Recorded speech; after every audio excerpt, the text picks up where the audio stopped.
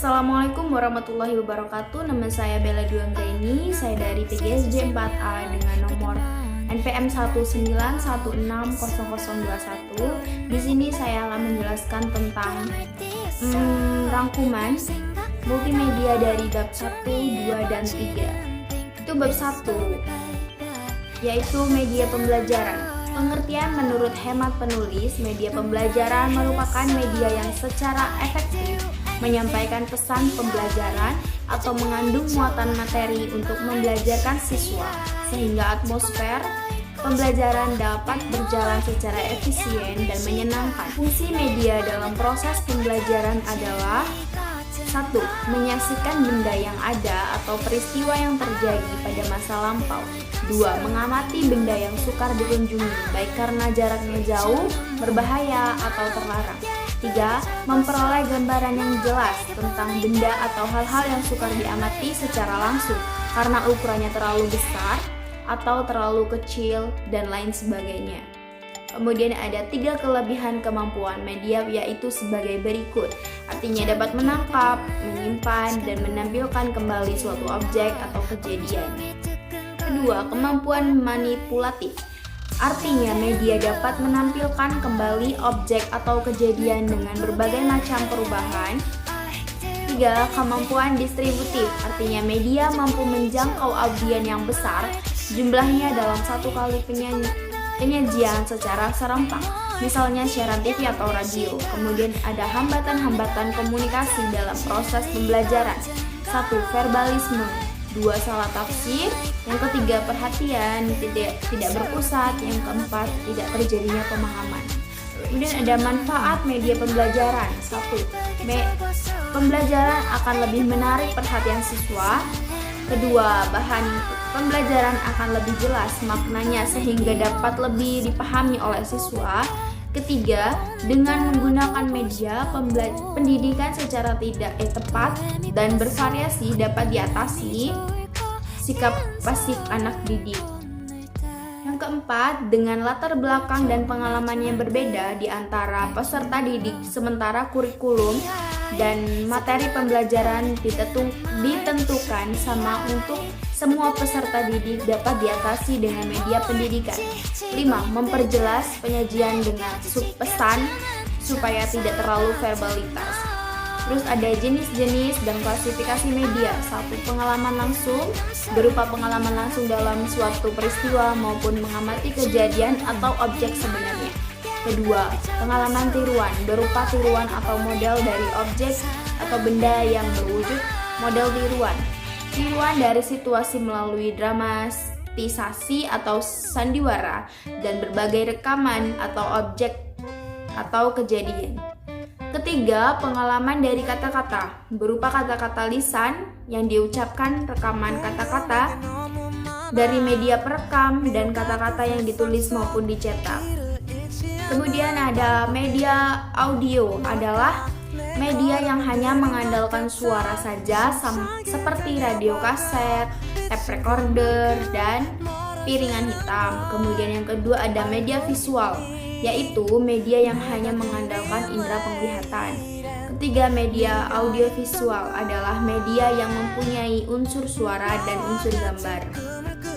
Peranan media pembelajaran. Media difungsikan sebagai sarana untuk mencapai suatu pembelajaran karena diinformasikan yang terdapat dalam media harus dapat melibatkan siswa baik dalam benak maupun mental dalam bentuk aktivitas yang nyata sehingga pembelajaran dapat terjadi.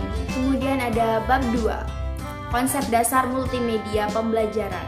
Pengertian multimedia telah tumbuh dan berkembang dengan sangat pesat seiring dengan kemajuan teknologi komunikasi dan informasi yang berbasis pada komputer.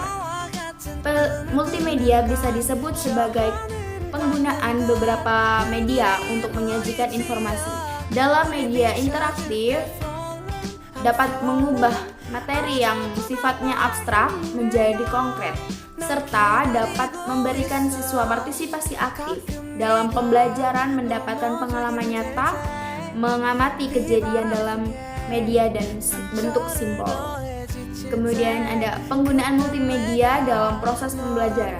Mengajar dimaksud agar mahasiswa termotivasi untuk belajar dan dapat menimbulkan daya tarik dalam proses pembelajaran sehingga diperoleh hasil belajar maksimal. Secara umum, pembelajaran multimedia dapat memotivasi belajar dan menciptakan belajar aktif, namun efektivitasnya dilihat dari pencapaian hasil belajar ternyata tidak konsisten.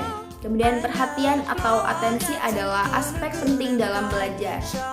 Disarankan beberapa prinsip dalam mengintegrasikan objek multimedia, yaitu jangan menampilkan lebih dari satu objek yang harus diobservasi dalam layar pada saat yang sama.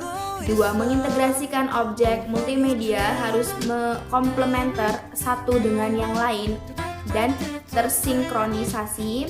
3. Objek yang memerlukan cognitive loading yang tinggi seperti diagram alir sebaiknya jangan diintegrasikan dengan objek yang lain. 4. Pengintegrasian objek dinamik seperti video dan animasi dengan objek statistik seperti teks jangan meminta pembelajar mengobservasi keduanya dalam waktu yang sama menggunakan alat sensor yang sama. Kemudian ada prinsip multimedia. Multimedia pembelajaran adalah kombinasi teks, gambar, grafik, suara, video, animasi, simulasi secara terpadu dan sinergis dengan bantuan aplikasi komputer tertentu untuk mencapai tujuan pembelajaran. Tantangan kita adalah bagaimana agar ketika siswa belajar melalui multimedia pembelajaran dapat mengurangi aktivitas extraneous processing, mengelola aktivitas essential processing, dan meningkatkan aktivitas generative processing. Ada komponen yang digunakan dalam penyajian multimedia. 1. Berbasis kertas, 2. Berbasis cahaya, 3. Berbasis suara, dan 4. Berbasis gambar, 5. Berbasis digital. Kemudian saya akan menjelaskan bab 3 tentang cara pengembangan multimedia. Proses pembelajaran berbantu multimedia.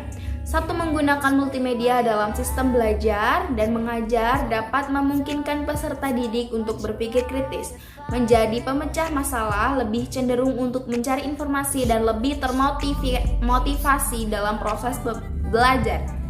Kemudian multimedia pra-authoring. Pada tahap pra-authoring yang pertama adalah acquire media, yaitu proses dalam memperoleh atau memutuskan elemen-elemen multimedia apa saja yang akan diperlukan. Kemudian yang kedua ada media authoring. Makromedia director adalah tahap di mana semua elemen media yang telah dibuat atau dimodifikasi diimpor dan disimpan secara digital di PC dengan menggunakan software Makromedia Director.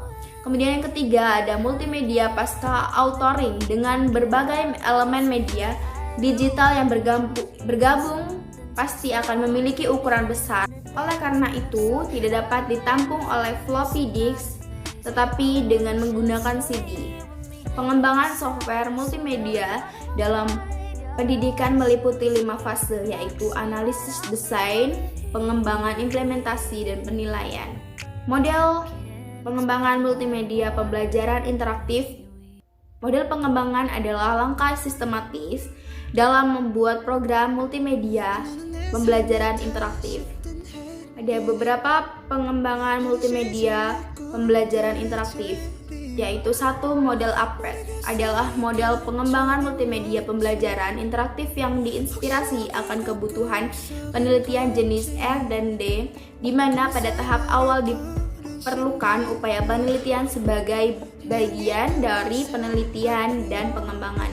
Kedua, model AD adalah model generik yang banyak digunakan oleh perancang instruksional untuk mengembangkan instruksional sistem desain atau ISD. Yang ketiga ada model Alesi-Trolli. Diambil dari bukunya yang berjudul Multimedia for Learning. Saat ini model Alesi-Trolli mulai banyak digunakan sebagai acuan oleh pengembangan MPI karena sejak awal model ini dimaksudkan untuk mengembangkan multimedia pembelajaran. Kemudian yang selanjutnya ada model LII. sebenarnya belum banyak digunakan sebagai acuan, akan tetapi dengan melihat tahapannya yang komprehensif, maka model ini layak untuk dipakai. Selanjutnya ada model board dan goal.